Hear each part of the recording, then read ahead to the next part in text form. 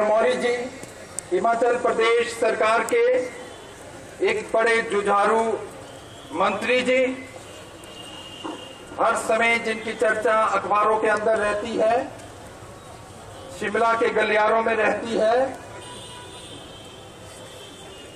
मंच पर विराजमान अखिल भारतीय साइंस नेटवर्क के हमारे साथी डॉक्टर अमित सेन गुप्ता जी, जोगिंदर वालिया जी, सम्मानित सभी पदाधिकारी जो यहाँ पर मंच पर विराजमान हैं, और इस सभागार में हिमाचल प्रदेश के विभिन्न कोनों कोनों से आए प्रतिभागी साथियों और चंबा जिला की प्रबुद्ध जनता। माननीय मंत्री महोदय के पास शायद समय बहुत कम है, क्योंकि जहां भी जाते हैं जनता बहुत होती है, मगर आज ये समय है, हम इसके लिए धन्यवादी हैं हिमाचल प्रदेश के मुख्यमंत्री के, जिनके माध्यम से, और मंत्री जी के, जिन्होंने आज यहां पर समय दिया। कुछ ऐसे बिंदु हैं जिसे रेखांकित करना, क्योंकि बाद में शायद मंत्री जी के पास समय ना मिले, इनके माध्यम से हम चाहते हैं कि हिमाचल सरकार में उन मुद्दों के ऊपर दोबारा से बात की जाए। तो इससे उपयुक्त कोई समय नहीं है, तो माननीय मंत्री से हम 5-7 मिनट का इस समय जरूर मांगेंगे। पहली बात,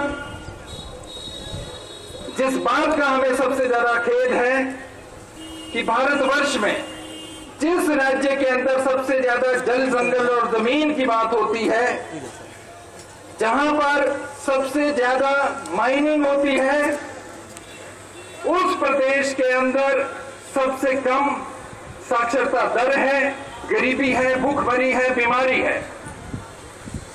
और वैसे ही हिमाचल प्रदेश के अंदर जिस जिले के अंदर सबसे ज्यादा प्राकृतिक संसाधन है, ये हम हिमाचल वासियों के लिए एक बड़ा भारी प्रश्न है कि वो चंबा जिला जिसका एक इतिहास रहा है, जिसमें एक सांस्कृतिक धरोहर रही है, जो हिमाचल प्रदेश में एक सबसे प्रगतिशील एक इलाका था, जिसकी बाउंड्रीज केवल चंबा जिला तक सीमित नहीं थी, कुछ पंजाब का इलाका, कुछ कांगड़ा का इलाका, लाहौल स्पीति तक ये इलाका फैला हुआ था। यहाँ पर कुष्ठ रोग के बारे में हॉस्पिटल उस समय बना जब भारतवर्ष की जनता इसको केवल प्रकोप मानती थी। यहाँ पर बिजली उस समय पैदा हुई जब पूरे भारतवर्ष के अंदर बिजली नहीं थी, केवल कोलकाता के अंदर बिजली हुआ करती थी।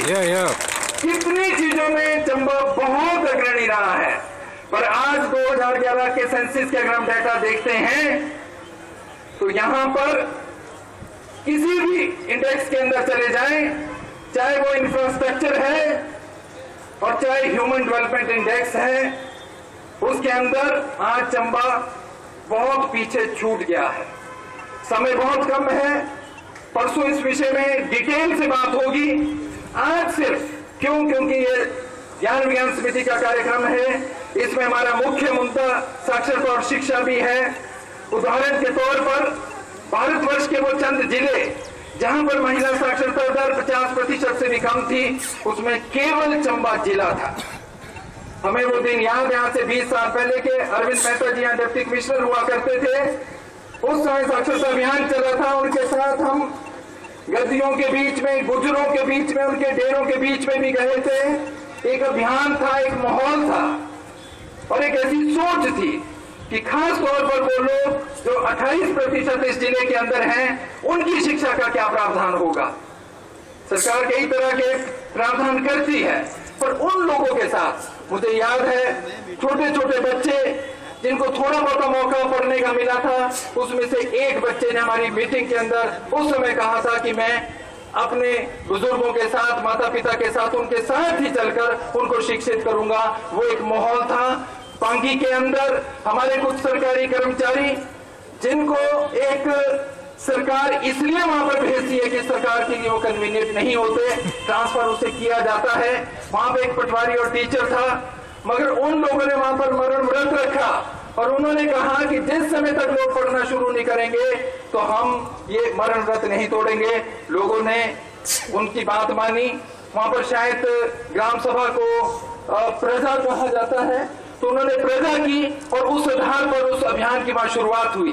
हमारे एक साथी यहाँ पर, उन्होंने केवल एक समय खाना शुरू किया था कि जिस समय तक हम वो बांगी में बाद में वो बड़े एक्टिविस्ट भी बने कि जिस समय तक ये पूरे वहां पर लोग अगर कुछ नहीं करेंगे। कितने हजारों ऐसे उदाहरण हैं, ये वॉलंटियर तौर पर यहाँ पर बहुत कुछ हुआ था। बहुत अच्छे यहाँ पर डिप्टी कमिश्नर्स आए। एक समय था जब हिमाचल प्रदेश बना, उस समय हिमाचल प्रदेश के अंदर 5 डिप्टी कमिश्नर इस जिला के थे। मगर आज ऐसी क्या बात है 65-66 साल के बाद कि आज यहाँ पर जो महिला की साक्षरता दर अगर हिमाचल प्रदेश के अंदर 76.6% है, तो कुल साक्षरता दर में से यहाँ पर महिला चंबा जिला के अंदर केवल 62% ही पढ़ी लिखी है। 15% महिलाएं यहाँ पर कम पढ़ी लिखी है पूरे हिमाचल प्रदेश के। पुरुषों के अंदर केवल ये प्रतिशतता में 6% का एक फर्क है। इस आधार पर ये भारत सरकार राष्ट्रीय साक्षरता मिशन और ज्ञान विज्ञान समिति के माध्यम से इस जिला को प्राथमिकता के ऊपर लिया गया है। उच्च शिक्षा के अंदर देखते हैं बहुत से जगहों पर आज भी जितना स्टाफ चाहिए वहां पर नहीं हो पाता है। इसका सबसे बड़ा कारण क्या है? अभी 26 मार्च को श्रीमती प्रतिभा सिंह जी ज्ञान विज्ञान समिति के मशोबरा के सम्मेलन के अंदर आई थी। वो भी शिमला के चारों तरफ के इलाके में, जो जुनगा का इलाका है वहां से उनका संबंध है। वहां पर भी जिस तरह यहां पर हमारे हालात हैं, चंबा शहर में थोड़ा विकास हो सकता है, पर जो हमारा ग्रामीण क्षेत्र है वो बड़ा पिछड़ा है। वही हाल शिमला का है। वहां पर उन्होंने भी इस बात को उठाया था कि आज भी शिमला के सराउंडिंग ऐसे एरिया हैं, पिरंट्राई शतलाई जो हमारे सिरमौर सोलन के साथ टच करते हैं ठियोग के, कि वहां पर लोगों में बहुत पिछड़ापन है। और उसका सबसे बड़ा नुकसान ये होता है कि स्कूल के अंदर कोई टीचर लगाना है, कोई फॉरेस्ट गार्ड है, कोई और पोस्ट है, स्वास्थ्य के अंदर कोई कार्यकर्ता है, उस स्तर के ऊपर हमारे को उस स्तर पे लोग नहीं मिलते हैं। और बाहर से लोग यहाँ पर नौकरी करने नहीं आते। मंत्री लोगों पे जैसा हम यहाँ देखते हैं, मेला लग जाता है, दबाव होता है ट्रांसफर का कि उनको बस जो भी यहाँ आते हैं वो यहाँ से केवल बाहर जाना चाहते हैं। तो जिस समय तक चंबा के अंदर साक्षरता, शिक्षा, उच्च शिक्षा, व्यवसायिक शिक्षा, इसके ऊपर फोकस नहीं लाया जाएगा, उस समय तक शायद ये चंबा उस स्तर पर ना आ पाए। तो हमारे विचार में किसी भी स्तर के ऊपर चंबा के लिए राज्य सरकार की तरफ से भी वैसा स्पेशल पैकेज होना चाहिए, एक प्रयास होना चाहिए। केवल साक्षरता नहीं, ये दूसरी अन्य चीजें हैं उस विषय में भी। इसी के साथ साथ एक जो मांग आपके माध्यम से हम हिमाचल प्रदेश के अंदर उठाना चाहेंगे, ये केवल चंबा जिला नहीं है, हमारी 13 अन्य तहसील और उप तहसील हिमाचल प्रदेश के अंदर, वो चाहे शिमला जिला है, चाहे कांगड़ा है, उनके अंदर भी है, सिरमौर के अंदर है, दूर दराज के जो हमारे इलाके हैं वहां पर भी अभी लोगों को बेसिक एजुकेशन नहीं मिली है। माननीय मंत्री महोदय की एक इंफॉर्मेशन के लिए 5 मई 2008 को राष्ट्रीय साक्षरता मिशन दिवस मनाया जाता है। उस दिन को राजीव गांधी ने 1988 में राष्ट्रीय साक्षरता मिशन की स्थापना की थी। माननीय मुख्यमंत्री उस समय प्रेम कुमार धूमल जी थे, नए नए सत्ता में आए थे, कालीबाड़ी हॉल में पूरे अपने मंत्री महोदयों के साथ हमारे ज्ञान विज्ञान समिति के कार्यक्रम में आए। उस दिन माननीय मुख्यमंत्री को हमने एक रिक्वेस्ट की थी, एक बात कही थी कि आपने 2008-9 के बजट में लिखा तो जरूर है कि हिमाचल प्रदेश में आने वाले 5 सालों के अंदर हम 96.17% साक्षरता दर करेंगे। उस समय हमारी साक्षरता दर केवल 74% थी और हमने उन्हें आगाह किया था कि आंकड़ों से या फाइनेंस डिपार्टमेंट ये जो बजट बनाता है इससे साक्षरता आने वाली नहीं है, उसके लिए कोई स्पेशल प्रोग्राम प्रोविजन करना पड़ेगा। उन्होंने कहा था अगर केंद्रीय सरकार कोई मदद देगी तो हम करेंगे। शायद अब वो समस्या नहीं है कि केंद्रीय राज्य सरकार केवल एक है। पिछले सरकार के पास हमेशा बहाना था अगर कोई काम ना करना हो तो केंद्रीय सरकार मदद नहीं कर रही है। अब शायद वर्तमान में, मगर उसका हशर क्या हुआ, आज जब 2011 की सेंसस हुई तो हमारी जो साक्षरता दर है वो केवल 84% तक हम केवल पहुंच पाए हैं, केवल 84% तक। और उसमें सबसे बड़ा जो उसका कारण था कि हिमाचल सरकार ने जो लोग 12 लाख के करीब लोग जो छूट गए थे पढ़ने के लिए, उनके लिए कोई स्पेशल प्रोग्राम नहीं बनाया। तो हमने एक जो मांग पूरे हिमाचल प्रदेश और भारतवर्ष में आज उठ रही है, राइट टू एजुकेशन, ये बहुत अच्छा कानून जो 2009 में केंद्रीय सरकार लाई है, मगर उसमें बहुत खामियां हैं, मगर उसको सीमित केवल बच्चों तक ना किया जाए, उसे बेसिक एजुकेशन हर एज ग्रुप की, एक भरमौर के दूर दराज इलाके में एक महिला, हमारे कोटरा कवार के अंदर, हमारे शिलाई के अंदर सिरमौर में, अगर कोई गरीब दलित ट्राइबल जो लोग हैं जिनको मौका नहीं मिला पढ़ने का, उनको वंचित ना किया जाए। तो जो शिक्षा का अधिकार है वो केवल 6 साल से और 14 साल के बच्चों तक न सीमित करके इसे बेसिक एजुकेशन का अधिकार ऑल एज ग्रुप के लिए समयबद्ध समय के लिए, टाइम के लिए बनाया जाए। हम ये चाहेंगे माननीय मंत्री महोदय से कि अगली जो कैबिनेट की मीटिंग हो इस मुद्दे के लिए, माननीय मुख्यमंत्री से भी हमारा प्रयास है कि 5 मई को हम उनको अपने कार्यक्रम के अंदर लाए, बहुत जोर के साथ उठाएंगे। उससे पहले मंत्री महोदय हमारे इस मुद्दे की वकालत करें। एक तो बहुत छोटे मुद्दे जो हमने यहाँ पर देखा, एक समय था 2090 का अंतर्राष्ट्रीय साक्षरता वर्ष, पूरे हिमाचल में कार्यक्रम, एक आंदोलन, ज्ञान विज्ञान समिति में उस समय 86,000 लोग थे। इतना बड़ा कोई जन संगठन हिमाचल प्रदेश के अंदर नहीं था उस समय। चंबा उस समय भी 12वें नंबर पे था, सिरमौर 11वें नंबर पे था। मगर आज अगर हम देखें और कंपैरिजन करें, चंबा के, सिरमौर के जो डेवलपमेंट के इंडेक्सेस हैं वो बहुत आगे निकल गए हैं। और उसका कारण क्या है? वहां की जो जनता है उन्होंने अपने क्रॉपिंग पैटर्न के अंदर कि जो खेती बाड़ी करते हैं उसके अंदर बदलाव लाया है। उस समय तत्कालीन वहां के जो डिप्टी कमिश्नर थे वो हम लोगों को लगभग हर मीटिंग में जबरदस्ती टैक्सी दे के बुलाते थे। शिमला से हम तो नौकरी भी किया करते थे कि आए और यहाँ पर लोगों को मोबिलाइज करें। किस बात के लिए? सिरमौर के अंदर जहां पर केवल कुछ किलो सब्जियों के बीज लगा करते थे, आज हम देखते हैं कि लगभग हिमाचल प्रदेश में जो 15 लाख मीट्रिक टन इस समय जो सब्जी पैदा हो रही है, अनाज और फलों से ज्यादा हो रही है, सिरमौर में लगभग वो दूसरा नाम है। और आज सिरमौर वो सिरमौर नहीं है जो लोग जानते हैं। और उसका सबसे बड़ा कारण है कि साक्षरता शिक्षा के साथ हर जगह पे जो डिप्टी कमिश्नर जाते थे, डिप्टी डायरेक्टर एग्रीकल्चर साथ हुआ करते थे, ज्ञान विज्ञान समिति मोबिलाइजेशन करती थी, लोगों को एक प्रेरित किया गया ऑफ सीजन वेजिटेबल्स के लिए, और जिसकी बहुत बड़ी संभावनाएं और जो बीज पैदा करने के लिए आज चंबा जिला के अंदर भी है।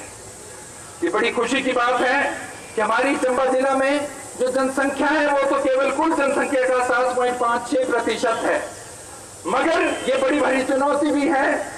जो पशुधन है चंबा के अंदर वो पूरे हिमाचल की जनसंख्या का 17.6% है।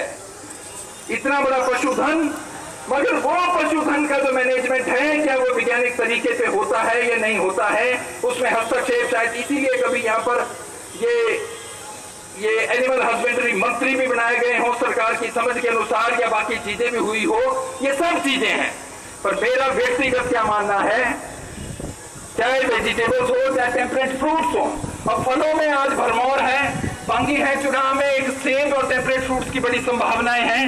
पर हिमाचल में जो कुल इस समय फल पैदा होता है चंबा जिला में केवल 1.25% या 1.25%। तो जिस समय तक लोगों की रोटी रोजी नहीं बढ़ेगी उस समय तक ये हम कुछ भी करना चाहें आगे बहुत विकास नहीं हो पाएगा। और शायद इस बार जो हमारी सरकार की समझ बनी है कि इस जिले के लिए ऐसे मंत्री को दिया गया है जो जल जंगल और जमीन को देखेंगे और उस पर प्राथमिकता के आधार पर काम करेंगे, क्योंकि चंबा जिला में ये रिसोर्सेज बहुत ज्यादा है। तो माननीय मंत्री महोदय, आपके पास जो विभाग है, आपके माध्यम से यहाँ के जो संसाधन हैं, रिसोर्सेज हैं, उसको कैसे आगे बढ़ाया जाए, उस विषय में हम चाहेंगे कि आप कुछ करें। हमारे साथी सत्यवान पुंडीर जी ने यहाँ बात कही, खेती बचाओ और बेटी बचाओ में ज्ञान विज्ञान समिति का बड़ा अग्रणी स्थान रहा है, और उस एक विषय में बोलकर मैं अपनी बात खत्म करूंगा। क्योंकि पिछले दिन असेंबली के अंदर पूरे दिन 4 अप्रैल को सुबह से शाम तक आप इंटरनेट से उसको अनलोड कर सकते हैं कि जो बातचीत हुई असेंबली के अंदर जंगली जानवर के मुद्दों को लेकर के, उसमें एक हमारे सम्मानित मंत्री महोदय जो पिछली सरकार के थे, वो समस्या का समाधान बता रहे थे कि इस समस्या की कोई समस्या है ही नहीं बहुत बड़ी बंदरों की। अगर हम एक नागा रेजिमेंट और एक गोरखा रेजिमेंट यहाँ पर लाएं हिमाचल प्रदेश में, तो बंदर कुत्ते, क्योंकि वो उनका भोजन भी होता है, वो खत्म हो जाएगा। हम लोगों ने इसका बड़ा भारी विरोध किया है। ये इतनी बड़ी समस्या हिमाचल प्रदेश के अंदर, हमारे आंकड़ों के अनुसार 2000 करोड़ रुपए का नुकसान आज जंगली जानवरों की वजह से हिमाचल प्रदेश में है। वो सरकार ए पार्टी की आए, बी पार्टी की आए, मगर इसके कुछ मंत्री, और एक बार 3 अप्रैल 2007 को विधानसभा का घेराव हुआ था खेती बचाओ संघर्ष समिति के द्वारा। श्री वीरभद्र जी की सरकार थी, जब हम उनके पास मिलने गए शाम को 6 बजे विधानसभा के बाद, तो शायद उस समय के एक जो टूरिज्म मिनिस्टर थे, उनका हम नाम नहीं लेना चाहेंगे, उन्होंने ये कहा कि ये तो सुझाव आया है इन लोगों के माध्यम से कि जो बायोमेडिकल रिसर्चेज है उसके लिए बंदरों का निर्यात होता है, और उसके लिए तो बोलते जी अब माननीय मुख्यमंत्री राजा साहब, पैसों की कोई कमी नहीं होनी हिमाचल में, क्योंकि ये जो आए हैं ज्ञानी विज्ञानी, ये तो हिमाचल प्रदेश के लिए बहुत पैसा जुटाएंगे, क्योंकि बंदर की यूएसए और यूरोपियन यूनियन के देशों के अंदर एक स्वस्थ बंदर की जो कीमत है $10,000 है। इसको कोई भी व्यक्ति वेरीफाई कर सकता है बायोमेडिकल रिसर्च के लिए। अंतरराष्ट्रीय स्तर के ऊपर फिलीपाइंस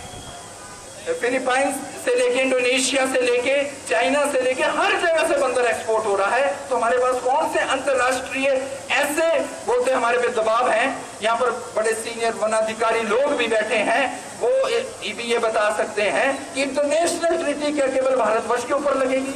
जब हम बच्चे थे तब एक्सपोर्ट होता था, ये 1978 के बाद दिन गवर्नमेंट जो मोरारजी देसाई की थी, उन्होंने इसको बंद किया था कि बायोमेडिकल। आज वो रिसर्चेज जो ट्राइबल लड़कियां हैं आंध्र प्रदेश के अंदर, गुजरात के अंदर, 1400 लड़कियों के ऊपर सर्वाइकल कैंसर का इंजेक्शन का इस्तेमाल किया गया ट्रायल के लिए, मगर बंदरों के ऊपर वो या जंगली जानवरों पे नहीं हो सकते। जो हमारे एक ट्राइबल एरिया से बेचारे जो बच्चे पढ़ने शहरों के अंदर आते हैं, उनके ऊपर ये चीज हो सकती है। 14 लड़कियां उसके अंदर मरी थी। राज्यसभा के अंदर ये प्रश्न उठा था। तो ये हमारे देश की जो सत्ता में लोग बैठे हैं, उनकी प्राथमिकता का एक ऐसा उदाहरण है। आपके माध्यम से हमें चाहेंगे, माननीय मुख्यमंत्री जो ये पहले थे, उनसे हम उनका धन्यवाद करते थे कि वो 30 दिसंबर 2007 को सत्ता में आए और 3 जनवरी को चीफ सेक्रेटरी की अध्यक्षता में जंगली जानवर के मुद्दे पर उन्होंने पहली बैठक की। बहुत अच्छा, हम बहुत खुश थे। मगर अपने 5 सालों के अंदर फिर दोबारा से नसबंदी केंद्र खोलना, और इलेक्शन से 1 साल पहले कि 25 नसबंदी केंद्र खोले जाएंगे। कैंपा का पैसा जिसको पौधारोपण के लिए करना था, कैचमेंट एरिया ट्रीटमेंट प्लान में खर्चा करना था, उस पैसे का दुरुपयोग किस चीज के लिए किया गया? नसबंदी केंद्र खोलने के लिए। मगर मुद्दा अब असेंबली के अंदर श्री धूमल जी ने जो इस बार पॉइंट रखे, उन्होंने कहा इसका जो समाधान है केवल निर्यात है, नंबर 1। नंबर 2, इसका समाधान साइंटिफिक कलिंग है, क्योंकि पूरी दुनिया के अंदर कोई भी चीज किसी एरिया में कैरिंग कैपेसिटी से ज्यादा होगी तो उसकी साइंटिफिक कलिंग होती है। वो हाथी हो, कंगारू हो, कोई भी जानवर हो, वो है। और तीसरा, नील गाय नहीं है, वो हिरण प्रजाति का जानवर है और उस पर उसके अकॉर्डिंगली एक एक्शन लेना है। मगर 5 साल उन्होंने ये नहीं सोचा। और हिमाचल के जो आम किसान थे, उन्होंने उन्हें बता दिया कि अगर आप नहीं सोचेंगे, ठीक ढंग से नीति नहीं बनाएंगे तो क्या होगा। हम लोगों के लिए बड़ा दुर्भाग्य है हिमाचल प्रदेश के लिए। अंतिम बात माननीय मंत्री महोदय, कि माननीय मुख्यमंत्री के आदेशानुसार उस समय जो वन मंत्री थे नामलाल ठाकुर जी, वो उन्होंने एक स्पेशल टीम जो चीफ वाइल्ड वार्डन थे विनय टंडन जी, उनको भेजा नौराधार के अंदर, सिरमौर के अंदर, और बोला कि लोग तो तैयार नहीं है बंदरों को डराने के लिए, गोली मारने के लिए, बड़े धार्मिक प्रवृत्ति के हैं। हम लोगों ने वहां मोबिलाइजेशन की, 300 लोग बंदूकों लेकर वहां पर नौराधार के अंदर पहुंचे। और उसके बाद वहां पर 15 दिन के लिए कलिंग शुरू हुई। 500 के करीब कलिंग हुई 15 पंचायतों के अंदर। वहां पे तो बहुत हजार थे सिरमौर के लोग जो आपको सड़कों पे दिखते हैं, इसलिए दिखते हैं कि माइग्रेशन हो रहा है, क्योंकि खाने के लिए अनाज नहीं है उनके घरों के अंदर, इसलिए उनको आना पड़ता है, क्योंकि बंदरों ने उनका जीवन जंगली सुअरों ने खत्म कर दिया हुआ है। और उसके बाद रामलाल ठाकुर जी और माननीय वीरभद्र जी दोनों ने जाकर वहां पर वन महोत्सव किया 2007 का। ये facts that can be seen ये सब कुछ हुआ। 9 अक्टूबर 2007 को शिमला में राम मंदिर में ज्ञान विज्ञान समिति और किसान सभा का सम्मेलन हुआ। सरकार की तरफ से तत्कालीन सेक्रेटरी अशोक ठाकुर जी और विनय टंडन हमारे सम्मेलन के अंदर आए। ये तय किया गया पंचायत वाइज, ये आइडेंटिफाई किया जाएगा एक्स सर्विसमैन और शूटर्स कौन है, उनके स्क्वाड्स बनाए जाएंगे, जनता के हाथ में बंदूक नहीं दी जाएगी। वन विभाग के देखरेख में सिलेक्टिव कलिंग एक इसलिए कि जो जानवरों ने अपनी फूड हैबिट बदल दी है, जंगलों को छोड़ करके जो लोगों के घरों में, रसोई घर में और फ्रिज के अंदर जाने लगे हैं, लोगों पे अटैक करने लगे, उन्हें दोबारा जंगलों में खदेड़ना पड़ेगा, उनके लिए प्रबंध करना पड़ेगा उस तरह के खाने के पौधों का, उनको उस तरह की सेंचुरी में जो मंकी प्रूफ सेंचुरीज हो उसके अंदर ले जाना पड़ेगा, सारे प्रबंध करने पड़ेंगे, क्योंकि वन्य प्राणी को भी उसी तरह जीने का अधिकार है जैसा किसी और को है। इसमें कई अनियमितताएं हुई हैं, पर अनियमितताएं आज लोगों पे नहीं होनी चाहिए, ये तय हुआ। पर दुर्भाग्यवश मंत्री महोदय 10 अक्टूबर को एक दिन के बाद पिछला चुनाव घोषित हुआ और कोड ऑफ कंडक्ट लगा और उसके बाद शायद मौका नहीं मिला। अब हम समझते हैं हिमाचल प्रदेश के 3243 में से 2301 पंचायतें जो इस समय बहुत ज्यादा प्रभावित है, उसकी जो जनता है 7 लाख के करीब जो किसान है, आपको वन मंत्री के रूप में याद करेंगे कि आप साइंटिफिकली जो आपने विधानसभा के अंदर कहा है कि आप बड़ा एक राज्य स्तर का एक सम्मेलन करेंगे, मगर उसमें अभी हाई कोर्ट के आदेशानुसार मुख्यमंत्री को ऑर्डर हुआ था जब हमारे खिलाफ ये कुछ पशु प्रेमी संगठन हाई कोर्ट के अंदर गए थे, तो एक सम्मेलन हुआ शिमला सेक्रेटेरिएट में, मगर उसके अंदर जो सुझाव आए कई फॉरेस्ट ऑफिसर के जो पंजाब, हरियाणा और उत्तराखंड से आए हुए थे कि जी आप ढोलक बजाओ, आप पटाखा बजाओ, कईयों के आए कि आप 5-5 कुत्ते पालो। हमने कहा एक परिवार में एक आदमी के लिए रोटी पूरी नहीं होती, 5 कुत्तों के लिए हमने खाना कहां से पैदा करना है कि उसके लिए पीडीएस में राशन क्या अलग से उपलब्ध करवाया जाएगा। कई इस तरह के सुझाव है कि करंट लगा दो तारों में, ये कर दो, उस तरह के सम्मेलन से कुछ नहीं होगा, मगर जनता ही आपको इसका उत्तर बताएगी। जनता हिमाचल प्रदेश की समस्या से छुटकारा चाहती है। इसकी शुरुआत 2005 में 8 सितंबर 2005 को श्री वीरभद्र सिंह जी और जो हमारे इंडस्ट्री मिनिस्टर थे सब्जी मंडी में हमारे कार्यक्रम में आए, उस समय ऐलान किया गया था, जनता के द्वारा मांग थी, 1400 महिलाएं थी वहां पर आई भी कि हमारे को इस समस्या से छुटकारा दिलाए। वीरभद्र जी कमिटेड है इस समस्या के लिए कि इसका समाधान चाहते हैं, और हम आपके माध्यम से, और आप जो इस जिले के अंदर है यहाँ पर भी आज ये समस्या बहुत ज्यादा है, हम ये चाहेंगे, हमारा आपसे बड़ा पुराना संबंध रहा है, जब हम वन विभाग के अंदर रहा करते थे, मंत्री जी को हम बहुत अच्छी तरह जानते हैं कि इनके समझ में और जनता इनके साथ होगी तो ये कैबिनेट को किसी भी तरह मनवा लेंगे और इस समस्या का समाधान होगा, और ज्ञान विज्ञान समिति अपनी पूरी ऊर्जा साक्षरता, शिक्षा और विकास पर लगाएगी। धन्यवाद। मैं खोल देता हूँ। Thank you.